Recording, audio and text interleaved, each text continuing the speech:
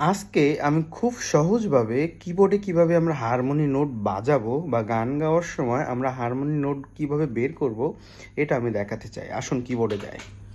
একটা গানের উদাহরণ দিয়ে বলি, আমরা যদি প্রভু তোমার আলো দিয়ে আমায় জ্বালো এর যে হাই পার্টটা আছে হালেলুয়া, আমরা যদি সেটা বাজাই সি দিয়ে, রা রা রা রা, C B A G, C B A G.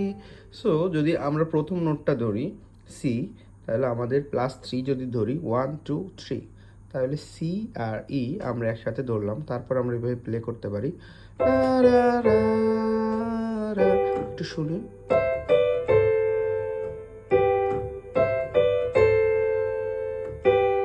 So আমরা সেমভাবে যখন আমরা বি, তাহলে 1 2 3, আমরা এ ধরলে 1 2 3, জি ধরলে 1 2 3।